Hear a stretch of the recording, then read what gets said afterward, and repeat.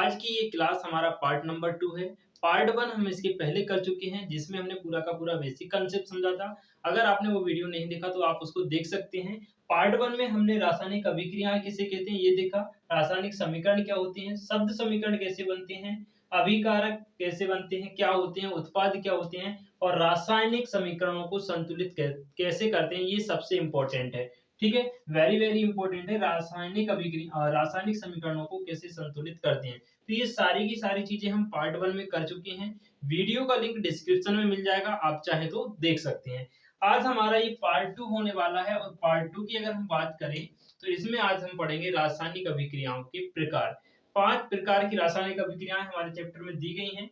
संयोजन अभिक्रिया, वियोजन अभिक्रिया, विस्थापन अभिक्रिया, द्विविस्थापन अभिक्रिया और रेडॉक्स अभिक्रिया। इसी को हम बोलते हैं उपचयन अपचयन अभिक्रिया। इन पांचों अभिक्रियाओं को हम डिटेल में समझने वाले हैं विद एग्जाम्पल। तो चलिए शुरू करते हैं। सबसे पहला प्रकार है हमारा संयोजन अभिक्रिया और इसी संयोजन अभिक्रिया के अंतर्गत आती है एक हमारी ऊष्माक्षेपी अभिक्रिया, उसको भी हम आराम से समझ लेंगे बाद में। देखिएगा, संयोजन अभिक्रिया क्या होती है? ऐसी अभिक्रिया जिसमें दो या दो से अधिक अभिकारक मिलकर एकल उत्पाद का निर्माण करते हैं उसे संयोजन अभिक्रिया कहते हैं। क्या कह रहा है? दो या दो से अधिक, या तो दो हो या दो से अधिक हो तो भी चलेगा, दो अभिकारक मिलकर कोई तीसरा नया पदार्थ बनाते हैं, ऐसी अभिक्रियाओं को हम कहते हैं संयोजन अभिक्रिया। जैसे हम उदाहरण देखें तो हमने यहाँ पर लिया कार्बन, कार्बन मिलाया किसके साथ? ऑक्सीजन के साथ, या कार्बन ने ऑक्सीजन से क्रिया की, दोनों अभिकारक मिले और दोनों ने क्या की? क्रिया की। कार्बन ने ऑक्सीजन के साथ क्रिया की और क्रिया करने के बाद जो नया उत्पाद बना ये बन गया हमारा कार्बन डाइऑक्साइड। क्या बन गया? Carbon dioxide. ये तीसरा पदार्थ बन गया। ठीक है, तो यहाँ पर हुआ क्या? ये दो अभिकारक मिले हमारे पास, कार्बन और ऑक्सीजन, ये आपस में मिले, इन्होंने क्रिया की, क्रिया करने के बाद नया उत्पाद क्या बना दिया? CO2 carbon dioxide. तो ये हमारी हो गई संयोजन अभिक्रिया। ठीक है, अब यही संयोजन अभिक्रिया यदि इसी अभिक्रिया में ऊष्मा और उत्पन्न हो जाए तो वो हमारी ऊष्माक्षेपी अभिक्रिया कहलाती है। तो समझ लीजिए एक बार, ऊष्माक्षेपी अभिक्रिया क्या होती है? ऐसी अभिक्रियाएं जिनमें उत्पाद के निर्माण के साथ साथ, मतलब उत्पाद बन रहा है साथ साथ में क्या हो रहा है? ऊष्मा भी उत्पन्न हो रही है। उत्पाद तो बन रहा है लेकिन ऊष्मा भी उत्पन्न होती है, ऊष्मा शोषी अभिक्रियाएं कहलाती हैं। जैसे हम उदाहरण आपके लिए बताएं, CH4 यानी कि मीथेन गैस की क्रिया जब ऑक्सीजन से हुई, CH4 की क्रिया ऑक्सीजन से हुई तो इन्होंने क्या बनाया? उत्पाद बना दिया, CO2 बना दिया और H2O बना दिया और साथ में क्या निकल गई? ऊर्जा निकल गई। समझिएगा ध्यान से, जब मीथेन गैस की क्रिया ऑक्सीजन के साथ होती है तो क्रिया करने के बाद एक तो वो कार्बन डाइऑक्साइड बनाती है, साथ में बनाती है जल और जल के साथ में निकलती है ऊर्जा। मतलब उत्पाद तो बन रहा है, उत्पाद बनने के साथ साथ क्या हो रहा है? इसमें इसमें भाई ऊर्जा भी उत्पन्न हो रही है, इसलिए इसे हम कहते हैं ऊष्माक्षेपी अभिक्रिया।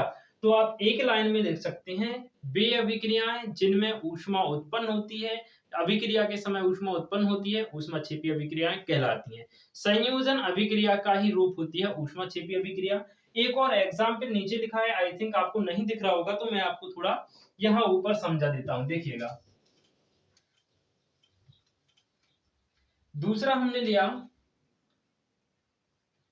दूसरा एग्जाम्पल हमने लिया C6H12O6। ग्लूकोज का फॉर्मूला हमने यहाँ पे लिया, ग्लूकोज को मिलाया ऑक्सीजन के साथ, ग्लूकोज की क्रिया कराई हमने किससे?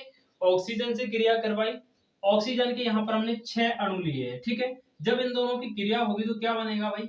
6 तो कार्बन डाइऑक्साइड बन जाएंगी और 6 बन जाएंगे आपके जल के अणु। 6 क्या बन जाएगा? H2O बन जाएगा और साथ में क्या होगा भाई? ऊर्जा निकल जाएगी। क्या निकल जाएगी? ऊर्जा या ऊष्मा निकल जाएगी और इसको हम तीर के निशान से भी दर्शाते हैं। या तो आप ऊर्जा लिख दीजिए, अगर आप ऊर्जा नहीं लिखना चाहते तो फिर आप ऐसा एरो लगा दीजिए, दोनों का मतलब सेम होता है। ठीक है, अब समझिएगा, यहाँ पर आप इनको बैलेंस करके भी देख लेना बराबर है या नहीं। ठीक है, तो यहाँ पे क्या हुआ? दो अभिकारक मिले, क्रिया की, उत्पाद बनाए दो अलग अलग, साथ में ऊष्मा उत्पन्न हुई, इसलिए ये हमारी हो जाती है ऊष्माक्षेपी अभिक्रिया। बैलेंस कर लो भाई, यहाँ पर कार्बन देखो कितने? 6 हैं, तो कार्बन कितनी है? 6 है। कहां पर? अभिकारक में।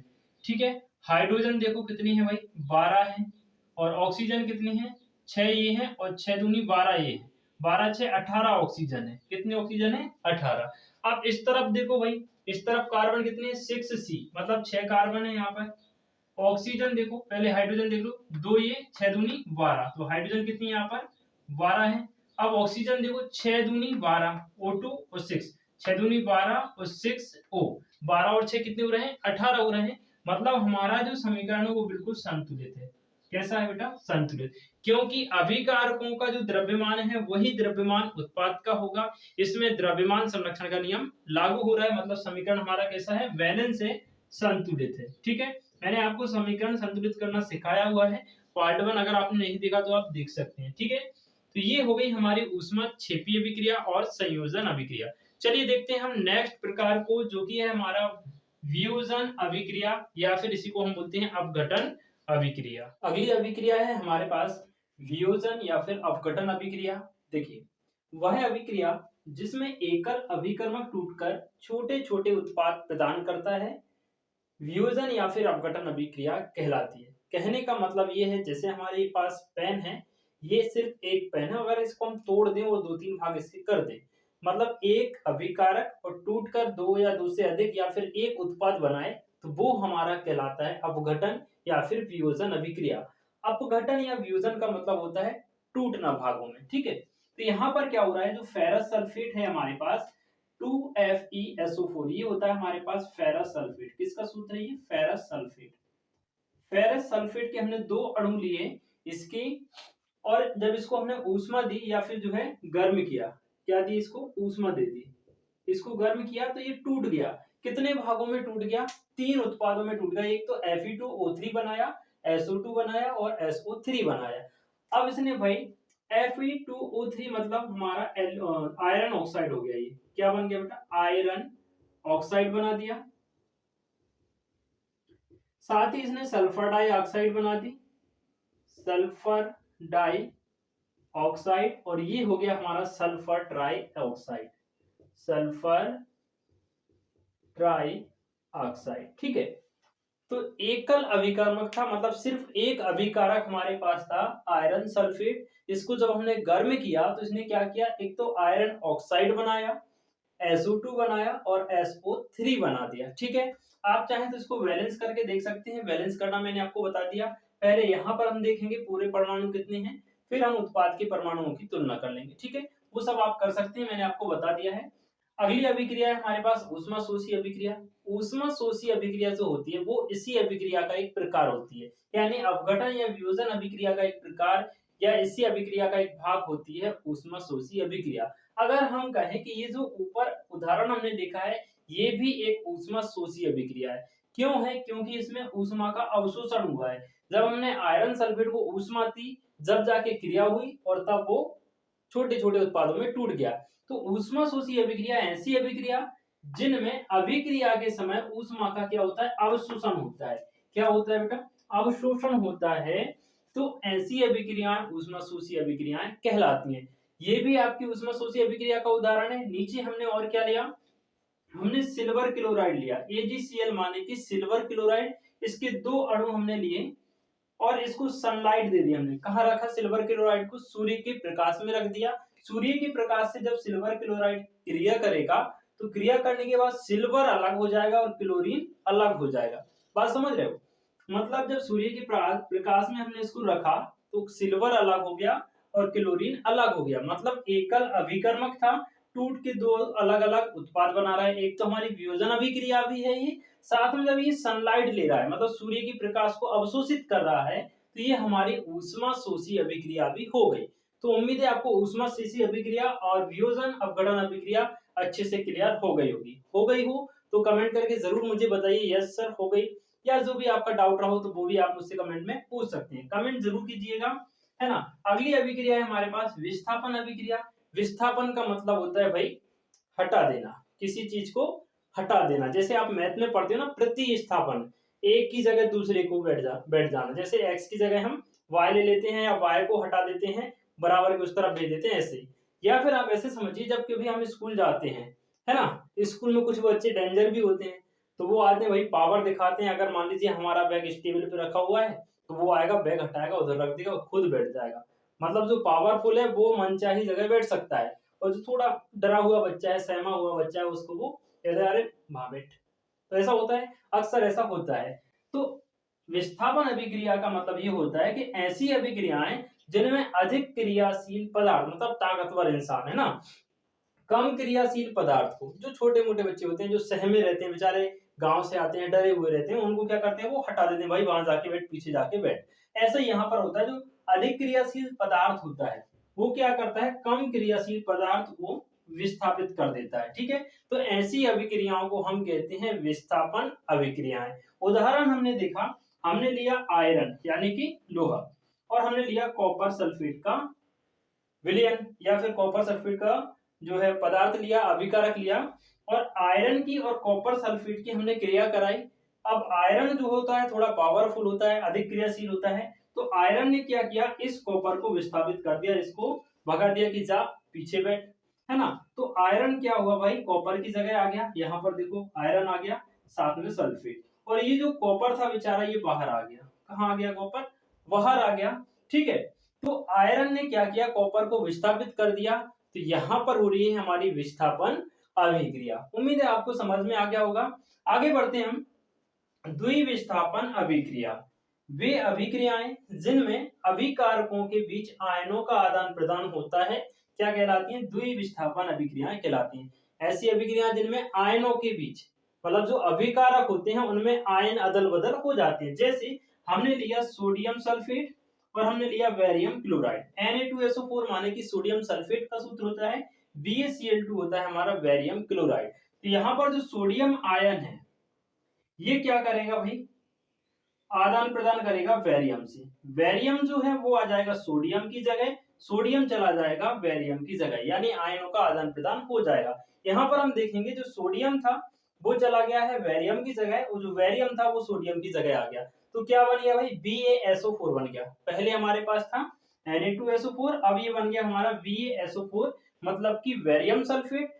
और हमारे पास यहाँ बेरियम क्लोराइड था, तो यहाँ पर बन गया सोडियम क्लोराइड, यानी कि आपका नमक बन गया। ठीक है, यानी कि ये NaCl एक लवण बन गया। उम्मीद है आपको द्विविस्थापन अभिक्रिया भी अच्छे से समझ में आ गई हो। कमेंट में जरूर लिखते जाना जी सर समझ गए। कोई भी समस्या हो आप मुझे कमेंट में बता दीजिए। चलिए अब एक लास्ट अभिक्रिया और बची है हमारी, जो कि बहुत इंपॉर्टेंट है, रेडॉक्स अभिक्रिया, या जिसको हम बोलते हैं उपचयन अपचयन अभिक्रिया। आइए अब हम समझते हैं हमारी सबसे लास्ट वाली रेडॉक्स अभिक्रिया, या जिसको हम बोलते हैं उपचयन और अपचयन अभिक्रिया।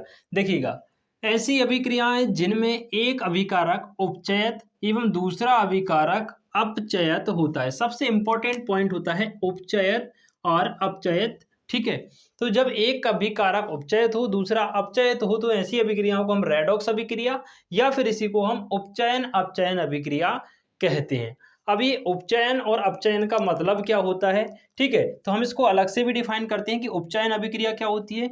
अभिक्रिया के समय जब किसी पदार्थ में ऑक्सीजन की वृद्धि, उपचयन माने ऑक्सीजन में वृद्धि होना, किसी भी पदार्थ में क्या हो जाए, जब ऑक्सीजन की वृद्धि हो जाए, वृद्धि होती दिखे तो समझ लेना वहां क्या हो रहा है, उपचयन अभिक्रिया हो रही है। ठीक है, और जब किसी अभिक्रिया के समय किसी पदार्थ में ऑक्सीजन का ह्रास हो, ऑक्सीजन की कमी हो, वहां समझ जाना अपचयन अभिक्रिया हो रही है।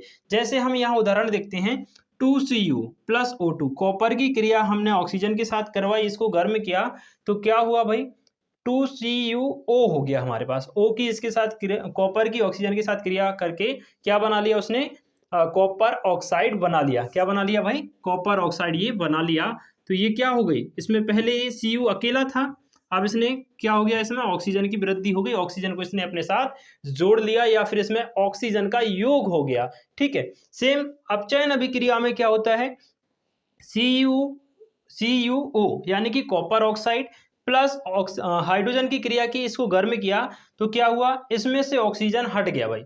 अभी कॉपर में जुड़ा था ऑक्सीजन, और ये ऑक्सीजन अब हट के कहाँ चला गया, H2 के साथ जुड़ गया, और यहाँ सिर्फ Cu हमारा ये अकेला बचा।